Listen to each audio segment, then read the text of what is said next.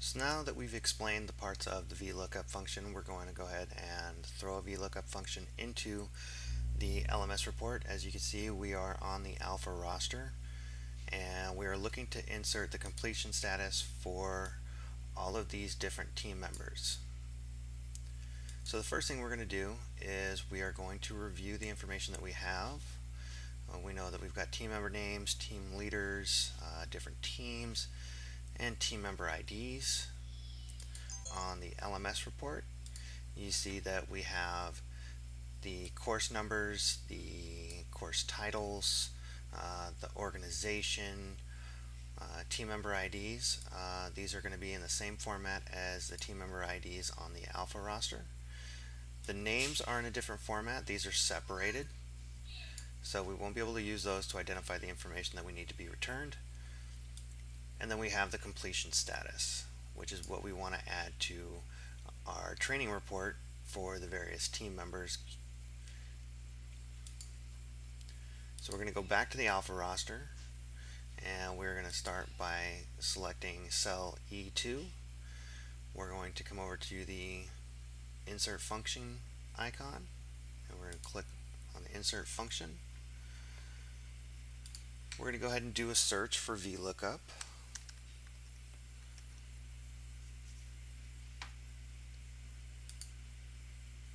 And then we're going to insert the function. And as you can see, it's already inserted the function into the cell. So basically we're going to be filling out cell E2, this area here. So we're going to go to the lookup value. So the value that we want to look up, we've already identified as the team member ID. So we're going to select D2 for the team member's ID. Then we're going to click in the table array field.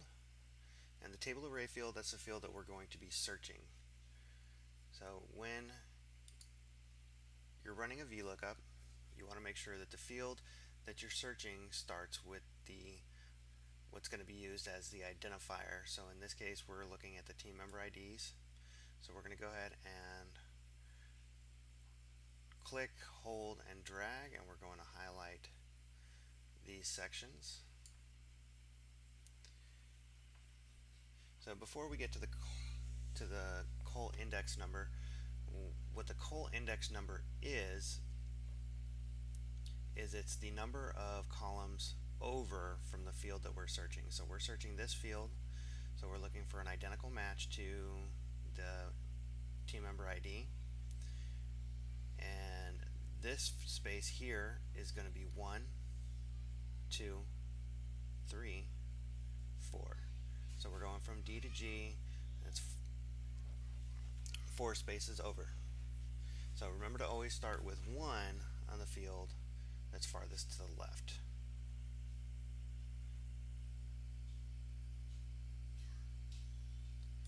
So we're going to go ahead and click on the col index number, and we're going to type in 4 for the range lookup. The range lookup, if we're looking for an identical match, which in this case we are, where you would type false. If you were looking for the closest match, then you would type true, and it's going to, the information that it might return may or may not be accurate. It really depends on the type of search that you're looking for. In this instance, we're looking for a direct match, so we're going to go ahead and type in false.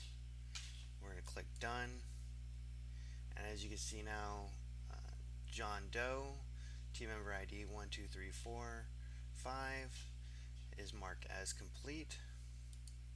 We're going to come back over here to the LMS report, and we're going to look up John Doe.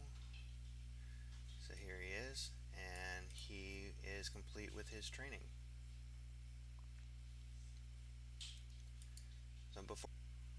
So now that we're done adding the Vlookup function into cell E2, what we want to make sure we do to complete our report is we want to make sure that we fill in the rest of these blocks for the rest of the team members.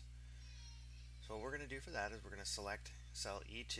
If you look up into the formula cell, you see our formula, and you see the D2, which is the lookup value.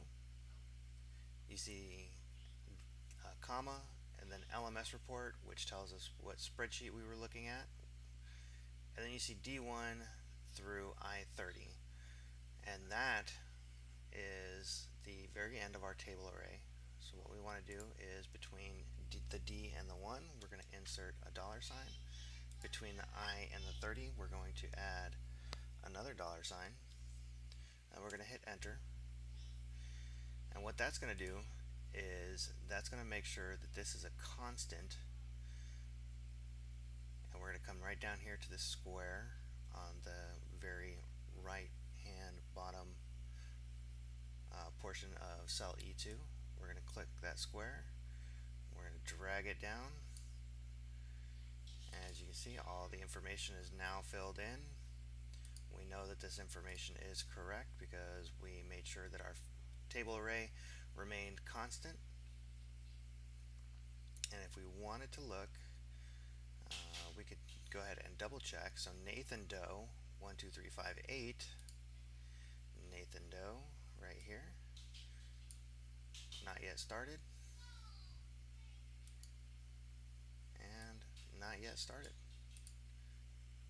And that is how you insert a VLOOKUP.